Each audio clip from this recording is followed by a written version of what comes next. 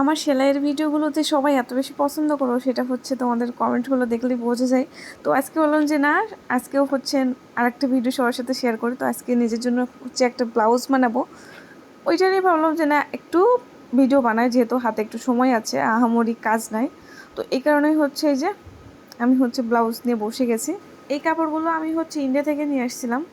তো এই কাপড়গুলো এমনিতে খুবই ভালো, কিন্তু একটা সমস্যা, সেটা হচ্ছে বহরে অনেক, কিন্তু মানে লম্বায় যে কাপড়টা ওরা দিছে অনেকটা কম, যার কারণে হচ্ছে বানাইতে গেলে একটু হিসাব করে বানাইতে হয়। আর এদিকে হচ্ছে এই যে আমি যেদিনই কাপড় কাটতে বসবো আমার মেয়ের ওই দিনই কেন ওই টাইমেই টয়লেট পেয়ে যাবে, তো সেটাই বলতেছিল। তো তার উপর আমি আবার একটু বকাবকি করতেছিলাম। তো যাই হোক, আমি হচ্ছে আমার মাপটাপ অনুযায়ী ব্লাউজটা কেটে নিব, সব কিছু বোঝানো সম্ভব না। তো আমি আসলে ওইভাবে পাক্কা দর্জিও না, যেটা পারি আর কি, নিজের জন্য পারি। তো নিজেরগুলো আমি হচ্ছে সেলাই মেশিনের কাজ শিখছি হচ্ছে ক্লাস 10 থেকে। তো সেই ক্লাস 10 থেকে এই পর্যন্ত নিজের জিনিসগুলো আমি নিজেই বানাই, কেন জানি আমার নিজের কাজগুলো আমার নিজেরই অনেক ভালো লাগে।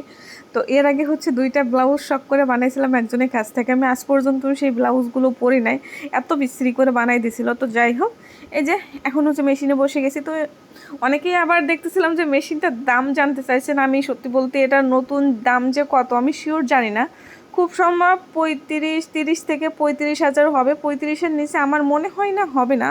আর আমি এটা হচ্ছে একটা সেকেন্ড হ্যান্ড মেশিন কিনছিলাম, তো আমাদের এলাকারই একজন, তো উনি হচ্ছে ওনার যে লক মেশিন না কি একটা বলে, ওই লক মেশিন প্লাস হচ্ছে এই মেশিনটা সহ টোটাল 20,000 টাকাই হচ্ছে সেল করছিল। তো সেই হিসাব করে আমার মনে হয় অনেক কম দামে আমি এটা কিনতে পারছি, কারণ এর আগেও হচ্ছে সেকেন্ড হ্যান্ড মেশিন আমি না অন্য এক মানে কয়েকজন খুঁজতেছিল, কিন্তু ওরা আবার 20-25 হাজারের নিচে পায় নাই।